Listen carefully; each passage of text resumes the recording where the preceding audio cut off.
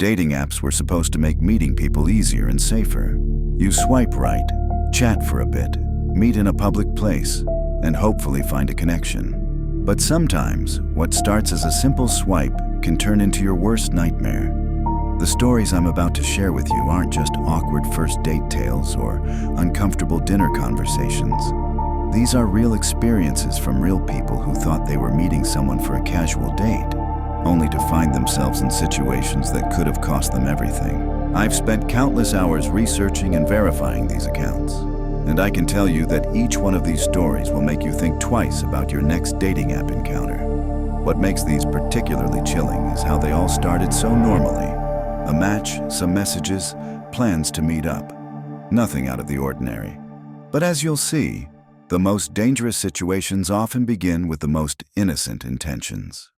The first story comes from Jessica, a 24-year-old college student who had been using dating apps for about 6 months. She'd had her share of boring dates and awkward conversations, but nothing had prepared her for what happened that October evening. She'd matched with someone who seemed normal enough. His profile showed a decent-looking guy in his late 20s, with photos of him hiking and hanging out with friends. His bio was simple but engaging, and their conversation flowed naturally over the course of a week.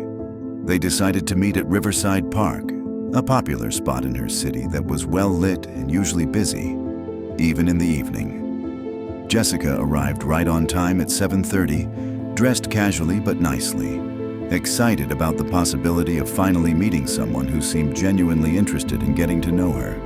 She found a bench near the main walkway where they'd agreed to meet and settled in to wait. 7:30 came and went, then 7:45. By 8 o'clock, Jessica was starting to feel that familiar sting of being stood up. She sent a text asking if everything was okay, but got no response. She waited another 15 minutes, scrolling through her phone and trying not to look as disappointed as she felt. Other couples walked by, families with kids, joggers making their evening runs. The park was definitely busy enough that she felt safe, but she was ready to call it a night. As she stood up to leave, she noticed someone sitting on a bench about 50 feet away. It was a man, and he seemed to be looking in her direction. She couldn't make out his features clearly in the growing darkness, but something about the way he was positioned made her uncomfortable. She started walking toward the parking area, pulling out her phone to call an Uber. That's when she heard footsteps behind her.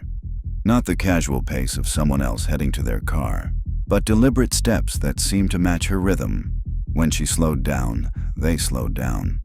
When she picked up her pace, they did too. Her heart started beating faster, and she fought the urge to turn around and look. Jessica made a quick decision to veer off toward the restroom building, thinking that if someone was following her, this would force them to either reveal themselves or back off. The footsteps continued behind her. Now she was genuinely scared. She ducked into the women's restroom and immediately called her roommate, whispering frantically into the phone about her situation. Her roommate told her to stay put and that she was driving over immediately. Jessica locked herself in one of the stalls and waited, listening for any sounds outside. After what felt like forever but was probably only 5 minutes, she heard the outer door to the restroom open. Footsteps echoed on the tile floor, definitely heavier than what you'd expect from another woman. A man's voice called out softly, "Jessica, are you in here? I'm sorry I was late. I saw you waiting and followed you over here." The voice was calm, almost gentle, but it sent chills down her spine. This wasn't the voice from their phone call the night before.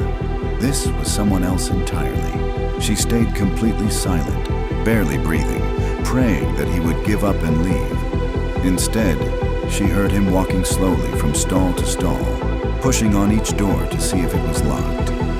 Her stall was third from the end. She watched in terror as she saw his shoes appear under the gap at the bottom of her door. "I know you're in there," he said, his voice still eerily calm. "I've been watching you for a while now. You're even prettier in person than in your photos." Jessica realized with growing horror that this man had somehow gotten access to her dating profile, knew what she looked like, and had been planning this encounter. She heard her roommate's voice calling her name from outside the restroom building. The man's shoes disappeared from under her door, and she heard him moving quickly toward the exit. She waited until she heard her roommate calling again before unlocking the stall and running out.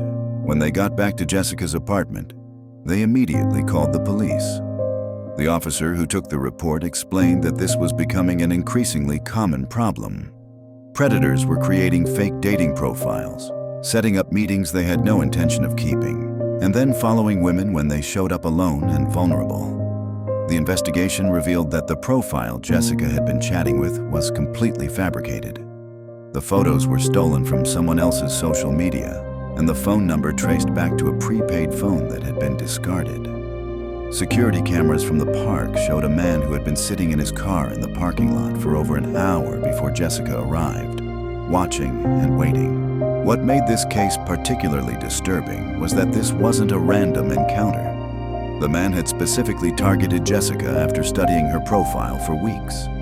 He knew her schedule from their conversations, knew where she worked and went to school, and had probably been watching her long before that night in the park. Jessica never found out who the man was or what he had planned to do if her roommate hadn't shown up when she did. But the experience changed everything about how she approached online dating. She realized that the person behind a dating profile could be anyone, with any intentions, and that meeting strangers from the internet required far more caution than she had ever imagined.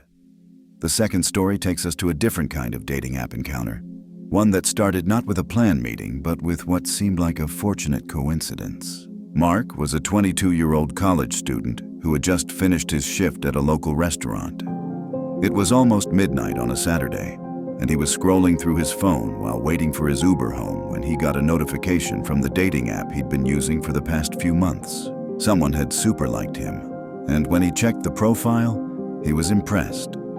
Sarah seemed genuine, with photos that looked natural and unfiltered, and her bio mentioned she was also a college student studying psychology.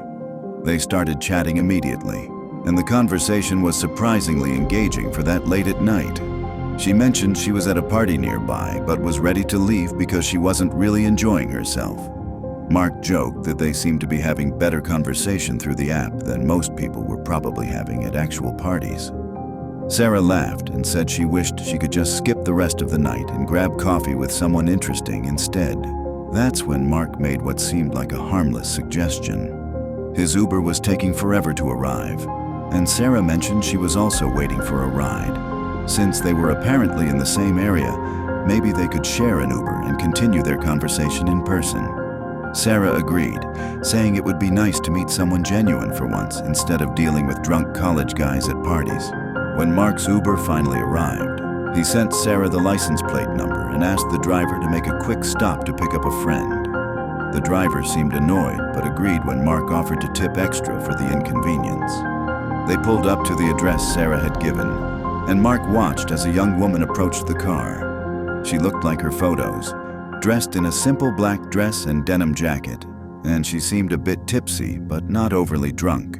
She slid into the back seat next to Mark, and they immediately picked up their conversation where their texts had left off. She was funny and easy to talk to, and Mark found himself thinking this might actually turn into something real. The Uber driver was heading toward Mark's apartment first, which was about 15 minutes away, giving them plenty of time to chat. About 5 minutes into the ride, Sarah's phone buzzed with a text. She glanced at it, and her whole demeanor changed. She became quieter, more fidgety, and kept looking out the window as if she was checking to see if they were being followed. When Mark asked if everything was okay, she gave him a forced smile and said it was just her roommate wondering where she was. But then her phone buzzed again, and this time Mark caught a glimpse of the screen. The message read something about being in position and asking if the target was still in the car. Sarah quickly turned her phone face down, but Mark had seen enough to make his stomach drop. He tried to convince himself he was being paranoid, that maybe it was just her friends checking on her safety. His doubts disappeared when Sarah suddenly leaned forward and gave the driver an address that wasn't Mark's apartment. When Mark questioned this, she said there had been a change of plans and they needed to make a quick stop first. The driver looked confused, but started heading in the new direction. Mark noticed they were now driving toward a much less populated area of town, away from the college campus and residential neighborhoods. That's when Mark realized Sarah hadn't been at a party at all. Her clothes were too perfect, her makeup too fresh for someone who had been partying for hours. And now that he was paying attention, he noticed she kept glancing at him in a way that seemed calculating rather than flirtatious. She was studying him, watching his reactions to everything she said and did. Mark's heart started racing when he saw a car behind them that had been following at the same distance for several minutes. When their Uber turned, it turned. When they stopped at a red light, it stopped too, but far enough back that Mark couldn't make out the license plate or see who was inside.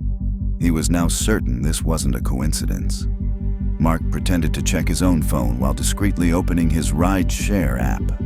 He canceled the current trip and immediately requested a new ride to a nearby police station, knowing the driver would get the notification.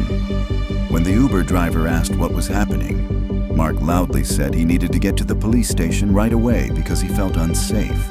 Sarah's mask finally dropped completely. She started arguing with Mark, insisting they needed to go to the original destination, but the driver had already started heading toward the police station. The car that had been following them suddenly sped up and past them, disappearing into the night. Sarah made a quick phone call, speaking in hushed tones, before demanding to be let out at the next intersection. The Uber driver, now understanding something was seriously wrong, refused to stop until they reached the police station. Sarah became increasingly agitated, at one point reaching into her purse in a way that made both Mark and the driver nervous. When they finally pulled up to the police station, Sarah bolted from the car before anyone could stop her. The police investigation revealed that Mark had narrowly escaped what appeared to be a coordinated kidnapping attempt. Sarah's dating profile was fake, created just days before their encounter, and her phone number traced back to a burner device. Security footage from the area showed the car that had been following them, along with at least 2 other vehicles that seemed to be part of the same operation. What made this case particularly terrifying was how sophisticated the setup had been. The perpetrators had used the dating app not just to lure victims, but to gather detailed information about their targets' locations and routines. Mark's decision to share his Uber and meet in person had walked him directly into a trap that could have ended much worse if he hadn't trusted his instincts when something felt wrong. The third and final story involves Emma, a 20-year-old nursing student who thought she was being clever by suggesting a unique first date location. She'd been chatting with David for over 2 weeks, and their conversations had been some of the most intellectually stimulating she'd had on any dating app.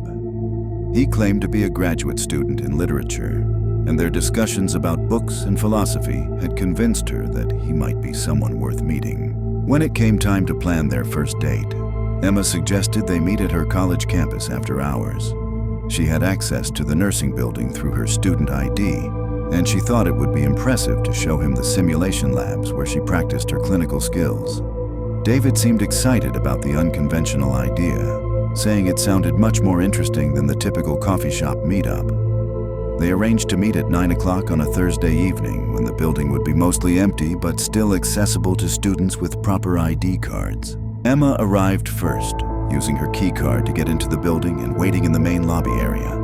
The building was eerily quiet, with only the hum of fluorescent lights and the distant sound of a janitor working somewhere on the upper floors. David arrived right on time, and Emma was immediately struck by how different he looked from his photos. He was taller and thinner than she'd expected, with an intensity in his eyes that hadn't come across in their text conversations. But she brushed off her initial unease, telling herself that everyone looks different in person than they do in carefully selected dating app photos. She gave him a tour of the building, showing him the classrooms and eventually leading him to the simulation labs on the 3rd floor. These rooms were designed to look like hospital rooms, complete with mannequins and medical equipment that students used to practice procedures. Emma was proud of her program and excited to share her passion for nursing with someone who seemed genuinely interested. But as they moved deeper into the building, away from the main entrances and any security cameras, David's behavior began to change. He started asking strange questions about the building's layout. How many people typically worked late? and whether there were security guards on duty. Emma answered without thinking much about it, but she started to feel uncomfortable when she realized they hadn't seen the janitor or anyone else for over 20 minutes. When they reached the simulation lab at the end of the hallway, David suddenly grabbed Emma's student ID from where it was clipped to her jacket. Before she could react, he pocketed it and moved to block the doorway.